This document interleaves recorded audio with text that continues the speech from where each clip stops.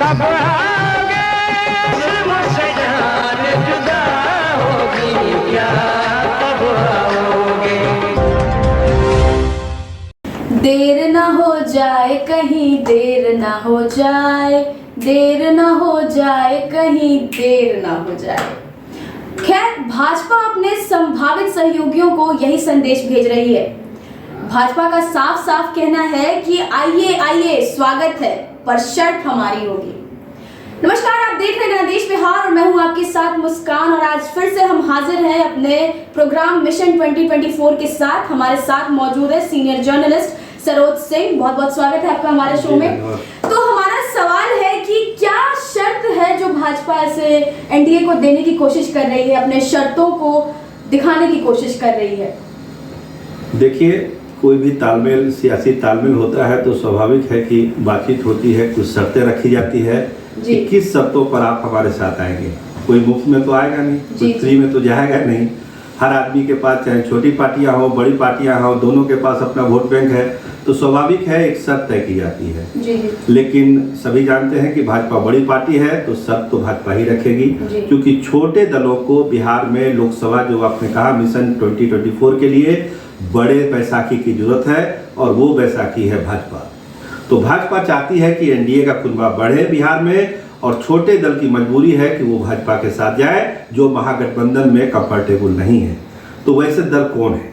आप सभी जानते हैं कि उसमें पहला नाम है उपेंद्र कुशवाहा की पार्टी का, जो देर सवेर जिनको एनडीए का पार्ट हो जाना है। और हमारे सोर्स बताते हैं कि इस महीने के अंत होते होते एनडीए का पार्ट उपेंद्र कुशवाहा की पार्टी हो जाएगी। और जो शर्तें हैं जिसकी आप चर्चा कर रहे हैं कि शर्त क्या है, तो जो अभी पिछले ही दिनों जेपी नड्डा से उनकी बातचीत हुई है, उपेंद्र कुशवाहा की एक बड़ी बैठक हुई थी, जिसमें ये तय किया गया कि 2 सीटें जो है लोकसभा की, वो उपेंद्र कुशवाहा की पार्टी को दी जा सकती है। हालांकि डिमांड 3 सीटों की है, लेकिन 2 सीटों पर सहमति बनाने की कोशिश की गई। और जो सोर्स हैं वो बताते हैं कि वो कोशिश कामयाब भी हुई है। तो जो पहली सीट जहां से उपेंद्र कुशवाहा खुद लड़ते हैं, काराकाट की सीट है, जहां पर उनको देना तय है कि वो सीट उनको दी जाएगी। और जो दूसरी सीट दी जाएगी, वो सीट हो सकती है झंझारपुर की सीट हो सकती है या सुपौल की सीट होती है। इस पर अभी बातचीत चल रही है। दोनों में से एक सीट उपेंद्र कुशवाहा को पार्टी को दी जा सकती है। तो 2 सीटों पर बात भाजपा ने अपने कहा है, जो आप बोलते हैं कंडीशन की बात, और कुछ लोग इसको समझौता बोलते हैं, कोई बोलते हैं कि ये दोस्ती यारी का गिफ्ट है जो भाजपा देने जा रही है। तो काराकाट और झंझारपुर या सुपौल में से एक सीट, यानी 2 सीटें जो है उपेंद्र कुशवाहा की पार्टी को 2024 के लिए भाजपा ऑफर की हुई है। तो क्या लगता है, जैसे भाजपा का साफ तौर पे ये कहना है कि आइए, स्वागत है, हम स्वागत कर रहे हैं आपका, लेकिन शर्तें हमारी होंगी, तो क्या एनडीए खुद को समर्पित करने के लिए तैयार है भाजपा को? तो वही बात तो है ना, एक दूसरे की मजबूरी है ना। सवाल है कि ये प्यार जो है 2 तरफा है, एक तरफा प्यार तो नहीं है जी। भाजपा को भी जरूरत है छोटी पार्टियों की, क्योंकि उनको महागठबंधन की एक बड़ी ताकत का इस बार मुकाबला करना है। 2024 में चुनौती बड़ी है भाजपा के सामने। तो भाजपा चाहती है कि जो छोटी पार्टियां बिहार में हैं, उसके साथ हमारा एक प्रतिष्ठाजनक अच्छी तालमेल के साथ, अपनी शर्तों के साथ एक तालमेल हमारा बन जाए, ताकि हम जो है ये काम कर सके और एक मजबूत गठबंधन एनडीए का बिहार में बनाए। उसी कड़ी में उपेंद्र कुशवाहा से कई दौर की बातचीत हुई। उपेंद्र कुशवाहा जी का भी बहुत सॉफ्ट कॉर्नर है, पहले भी वो एनडीए में रह चुके हैं, उनके लिए कोई नई कहानी नहीं है। तो जो बात तय हुई है, 2 सीटों पर बात हुई है, 3 सीटों की डिमांड है, लेकिन 2 सीटों पर बात बन जाने की मैक्सिमम संभावना है। सब कुछ सही रहा तो इस महीने एनडीए का पार्ट उपेंद्र कुशवाहा की पार्टी हो जाएगी। तो बस एक सवाल और आ रहा है कि जब दोनों पार्टियां मिलेंगी तो कैसा मंजर होगा बिहार का? क्या लगता है, नक्शा बदलेगा या नहीं बदलेगा?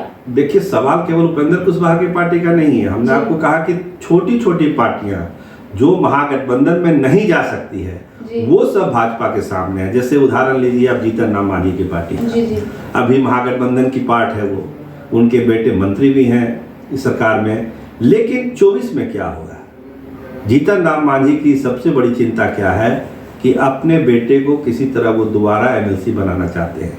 उनका टर्म जो है अप्रैल में ख़त्म हो रहा है। तो अपने बलबूते तो वो एमएलसी बन नहीं सकते। महागठबंधन में कोटा है नहीं एमएलसी का। राजद और जदयू में ऐसे ही बैकलॉग चल रहा है। अगले साल खुद नीतीश कुमार को एमएलसी में जाना है और बड़े बड़े नेताओं का भी कोटा बना हुआ है जिनको एमएलसी के लिए चुनना है। राजद में भी वही कहानी है। तो वहाँ गुंजाइश है नहीं एमएलसी बनाने की। तो गुंजाइश कहाँ है? गुंजाइश है भाजपा में।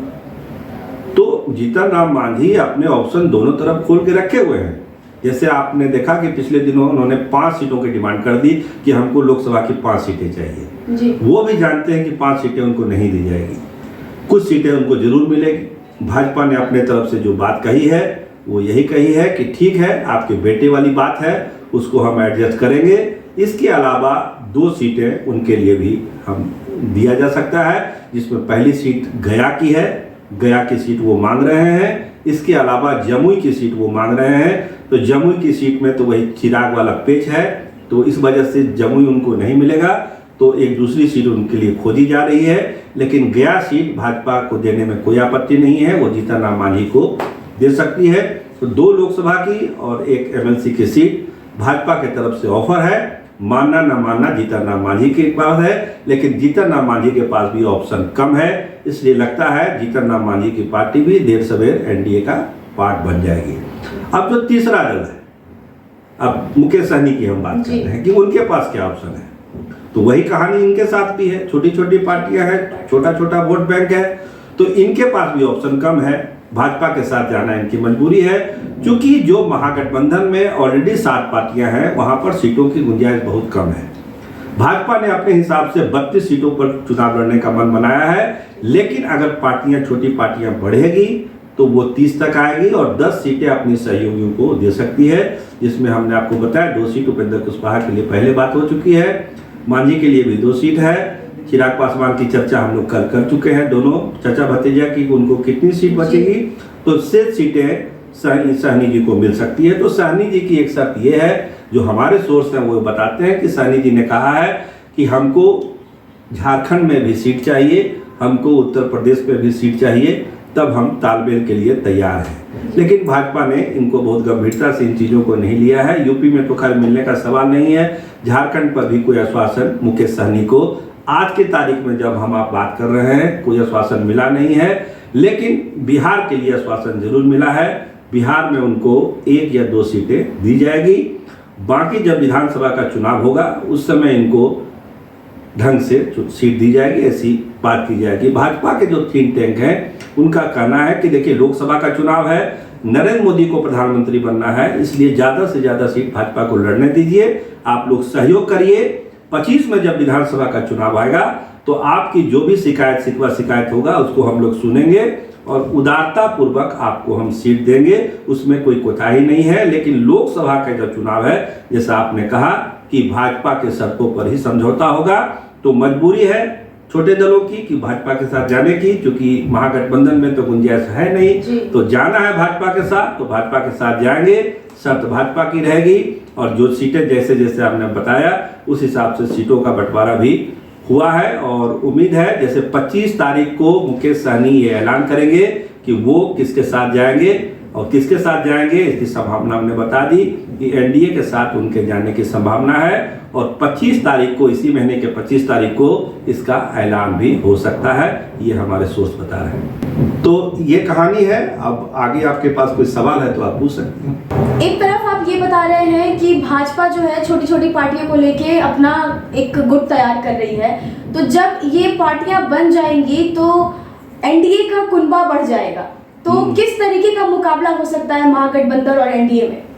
तो देखिए, भाजपा की कोशिश तो यही है ना कि छोटे दलों को मिलाया जाए। देखिए, वोट बैंक है, छोटे दलों के पास 4-5% वोट एलजेपी के पास है, उपेंद्र कुशवाहा के पास वोट बैंक है, सहनी जी के पास बैंक है, मांझी के वोट बैंक है, छोटा ही है लेकिन है। तो छोटे छोटे वोट बैंक जब मिलेंगे, भाजपा के वोट बैंक के साथ अलायंस हो जाएगा, तो स्वाभाविक है वो अनुपात काफ़ी बढ़ जाएगा। और जहाँ का सवाल है महागठबंधन के साथ चुनौती देने का, तो वो मुकाबला बहुत कांटे का होगा। और अगर ये पार्टी को बनाने में, एनडीए का कुनबा बढ़ाने में बीजेपी सफल होती है तो स्वाभाविक है महागठबंधन के माथे पर भी पसीना आएगा। तब मुकाबला बहुत ही कांटे का होगा और बराबरी का होगा, और उसमें हार या जीत किसी की भी हो सकती है। वो तो लहर की बात है, किसकी लहर चलेगी नहीं चलेगी, लेकिन अगर ज़मीन पर और जो सच्चाई है, अभी तक की जो सियासी सच्चाई है वो यही है कि अगर एनडीए का कुनबा बढ़ जाता है, जिसकी चर्चा हम लोग किए, और महागठबंधन में तो ऑलरेडी 7 पार्टी है ही, अगर ये आमने सामने का मुकाबला होता है, 1 to 1 मुकाबला होता है, तो बिहार में एक दिलचस्प सियासी संग्राम देखने को मिलेगा मिशन 2024 में। तो देखा आप लोगों ने किसका कुनबा कितना बढ़ेगा और कैसा महासंग्राम होने वाला है आने वाले 2024 के इलेक्शंस में। तो बने रहिए हमारे साथ और तब तक के लिए चैनल को लाइक, सब्सक्राइब, कमेंट करना ना भूलें और अपने कमेंट्स जरूर बताइएगा हमें कि और क्या क्या चीजें हैं जो आप लोगों को जाननी और कैसा लगा हमारा ये प्रोग्राम। तब तक के लिए नमस्कार।